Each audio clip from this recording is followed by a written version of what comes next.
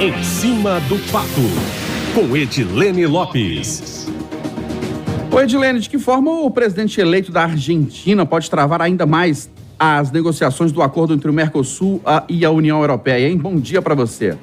Bom, a eleição de Javier Milei na Argentina vai trazer muitas dificuldades ao Brasil e aos países que são alinhados ao governo brasileiro nas negociações que têm a ver com o Mercosul. Por isso, para o Brasil era tão importante aprovar ainda durante a presidência brasileira do bloco, que termina neste semestre, a adesão ao acordo com a União Europeia, o que, ao que tudo indica, não vai acontecer. Nós acompanhamos na COP28 em Dubai que o presidente francês Emmanuel Macron diz que é completamente contra a assinatura do acordo, que ele é antigo, remendado e que prejudica os agricultores franceses. Já o presidente Lula diz que fez todo o esforço e que se o acordo não for fechado não é culpa do Brasil e nem culpa do Mercosul, já admitindo a possibilidade de um não fechamento deste acordo com a União Europeia. E a entrada de Javier Milei, embora Macron tenha minimizado, muda todo esse jogo, porque é um voto contrário que o Brasil vai ter. Enquanto a Argentina de Alberto Fernandes votava junto com o presidente Lula,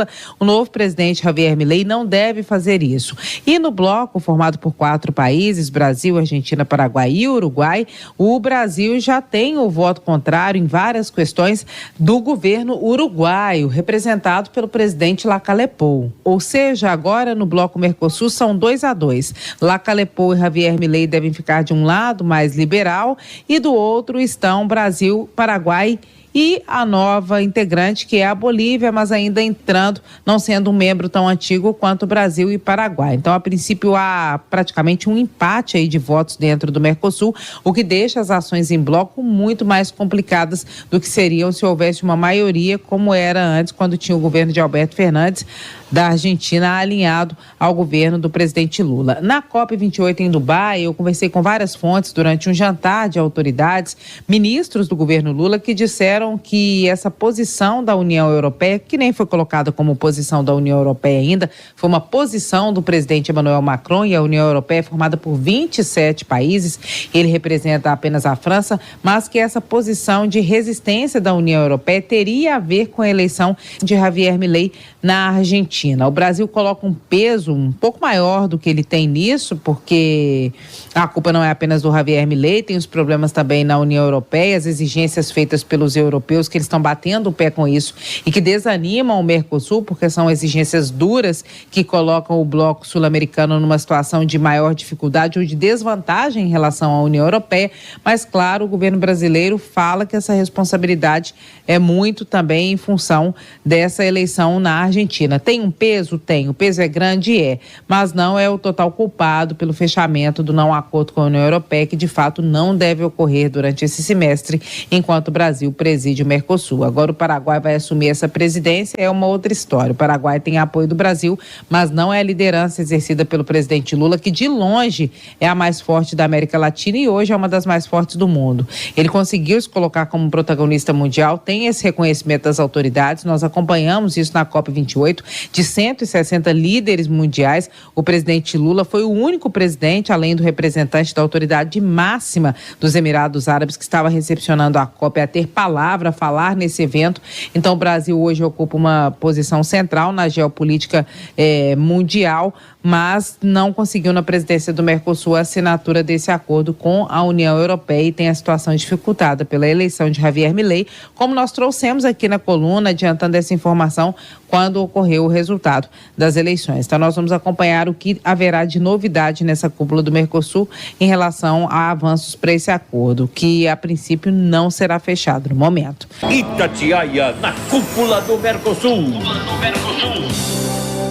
Depois da Conferência da ONU sobre Mudanças Climáticas, a COP28 em Dubai, a Itatiaia acompanha de perto a cúpula do Mercosul, que ocorre no Rio de Janeiro. Edilene Lopes. Eu voltei da COP28 em Dubai e agora estou no Rio de Janeiro, onde hoje será realizada, com a presença de vários ministros das Relações Exteriores e da Fazenda dos países membros, aqui no Museu do Amanhã, no Rio de Janeiro, a reunião do Conselho do Mercado Comum do Mercosul. E amanhã será um encontro da cúpula com os presidentes dos países. A 63ª reunião será marcada pela entrada da Bolívia no bloco, que é formado por Brasil, Argentina, Paraguai e Uruguai. O ingresso da da Bolívia foi aprovado pelo Brasil e o novo membro terá 4 anos para concluir os trâmites internos de adesão, como explica o embaixador Francisco Canabrava, que é diretor do Departamento do Mercosul. O nosso parlamento já aprovou, né? O presidente Lula vai ratificar. Ainda falta o Congresso boliviano aprovar o protocolo de adesão e, a partir das ratificações, a Bolívia tem 4 anos para fazer todo o processo de absorção, internalização das normativas do Mercosul. Mas é um processo que já admite a entrada da Bolívia e já com participação em várias reuniões. O fechamento do acordo entre Mercosul e União Europeia era a grande expectativa para a presidência pró-tempore brasileira, mas, ao que tudo indica, a parceria não será selada por enquanto. Na COP28, em Dubai, o presidente francês, Emmanuel Macron, disse que é contra o acordo e Lula disse que, se ele não for fechado, não será por culpa nem do Brasil e nem do Mercosul. Segundo o secretário de Assuntos Econômicos e Financeiros do Itamaraty, o embaixador Maurício Carvalho Lírio, houve avanço, mas ele não falou sobre garantia de fechamento. A União Europeia foi outra prioridade que nós tivemos nesse semestre. Avançamos muito e continuamos a negociar, né? Não sabemos ainda se as negociações serão concluídas até a cúpula, mas o que eu posso dizer é que, no mínimo, teremos grandes avanços nesse processo de negociação. A princípio, não haverá nenhuma declaração sobre o conflito entre a Venezuela e a Guiana, na disputa por território rico em petróleo na fronteira entre os dois países, segundo a secretária de América Latina e Caribe, embaixadora Gisele Padovan, do Ministério das Relações Exteriores, que é o Itamaraty. Então, nós estamos acompanhando com atenção, conversando em altíssimo nível com ambas as partes, em busca de uma solução negociada para uma questão que tem um acordo, que está seguindo seus trâmites. Ontem foi o dia da cúpula do Mercosul Social,